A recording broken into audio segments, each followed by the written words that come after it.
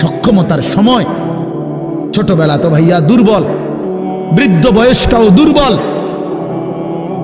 তোমাদের অনেক কিশোর নওজোয়ান একজনের গায়েও চাদর নাই, কিন্তু মুরব্বী সবগুলোর গায়ে চাদর। দেখো চাকায়া, এই চাচারা তো আমার সব পরিচিত চাচা। অর্থ হইল এই বৃদ্ধের এই দুর্বলতা তাকে চাদর গায়ে দিতে বাধ্য করেছে। তার শরীরে শীতের অনুভূতিটা বেশি, ঠিক কিনা বলেন নাকি? কিন্তু তোমরা নওজোয়ান, তোমাদের অধিকাংশ কারো গায়ে চাদর নেই। তোমরা দেখো ভাইয়া, আমার গায়ে কোনো চাদরই নাই। তাইলে বুঝাইতে চাইলাম, এই শক্তির সময় যৌবন। যুবক চাইলে পাহাড় কাইটা সমান করতে পারবে। যুবক চাইলে সাগর নদী মাটি দিয়ে ভরাট করে দিতে পারবে। একটা এলাকার যুবক ছেলেরা যদি চায়, সবার হাতে হাতে মদের বোতল পৌঁছাই দিতে পারবে। একটা সমাজের ছেলেরা যদি চায়, সবার হাতে হাতে নামাজের মুসল্লাও তুলে দিতে পারবে। অতএব ছেলেরা, তোমরা যারা যুবক আয়োজন করছো, আমি তোমাদের উৎসাহ দেই, একটু আগাও, এখানে থাইমা যাইও না। একটা মাহফিল করছি, এক ফোটলা বিরিয়ানি খাওয়াই দিছি, খালাস না বন্ধু, একটু আগাও। তোমরা আবার বসো, যে কয়জনে মাহফিলের আয়োজন করছো তোমরা আবার বসো, যে আমরা কেমনে আটটু ভালো হইতে পারি, আটটু চরিত্রবান হইতে পারি, আমরা কেমনে নিজেরা নামাজ ধরতে পারি। একটু যদি হিম্মত করো যুবক, ইনশাআল্লাহ ভালো হবে।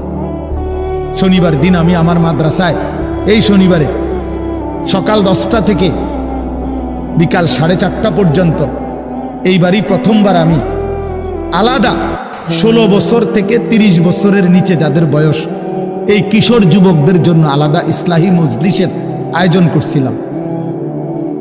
আমার শায়েখ আল্লামা মুফতি মুশতাকুর নবী সাহেব বয়ান করছেন, আল্লামা মুফতি আমজাদ হুসাইন সাহেব বয়ান করছেন, হযরত মাওলানা মুফতি ইউসুফ বিন ইকবাল বয়ান করছেন, আমাদের কুমিল্লা ক্যান্টনমেন্টের বড় একজন শিশু বিশেষজ্ঞ ডাক্তার মিজানুর রহমান, উনি বয়ান করছেন, আমি নিজে কিছু কথা বলছি।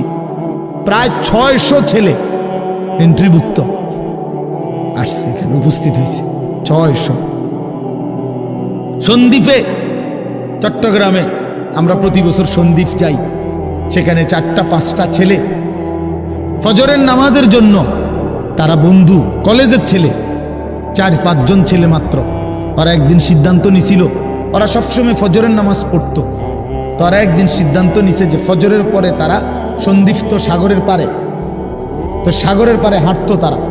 তো তারা একদিন সিদ্ধান্ত নিছিল, আজ থেকে 1 বছর আগে, যে আমরা সকালবেলা না হাইটা চলো আমরা বন্ধুদেরকে ফজরের জন্য জাগাই, ফজরের ক্যাম্পেইন করি, ফজরের জন্য গণসংযোগ করি।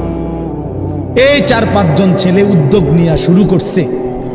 ঠিক 1 বছরের মেহনতে এই গত নভেম্বর, 24 সালের নভেম্বরে আমি গেছি মাহফিলে, ওইখানে তারা আমার লিস্টেড, ফজরের পরে আমি তাদের জন্য আলাদা বয়ান করছি, তাদের আলাদা মাহফিল হয়েছে ফজরের পরে।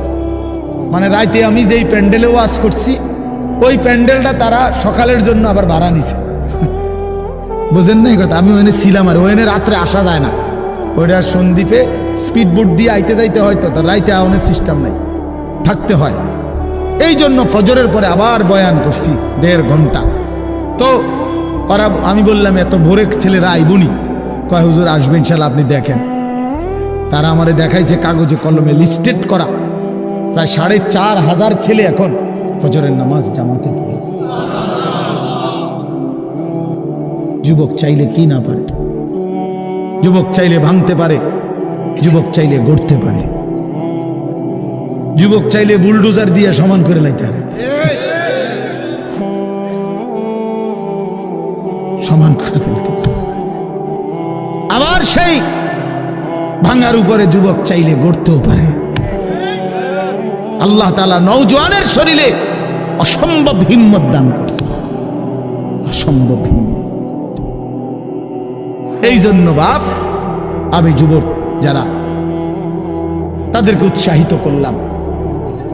মহান আল্লাহ পাক রব্বুল আলামিন আমাদেরকে বলছেন, আমি তোমাদের ইমানদার, ইমান নিলাম, আমি ইমান দিছি বান্দা। আমি গত বছর যখন তাবলীগের সফরে ছিলাম দিনাজপুর জেলায়, গত বছর আগস্ট মাসে ৭২ বছর বয়স্ক একজন হিন্দু লোককে কালেমার দাওয়াত দিছিলাম। ওনার 2 ছেলে মুসলমান। ওনারে আমি 2.5 ঘন্টা কালেমার দাওয়াত দিছি। আমরা 3 জন আলেম মিলে কত অনুনয় বিনয় করছি, কাকুতি মিনতি করছি, কাঁদছি, চোখের পানি ফেলছি। একটা বার চাচা কালেমা পড়েন, আপনার ছেলে মুসলমান, ছেলের বউ মুসলমান।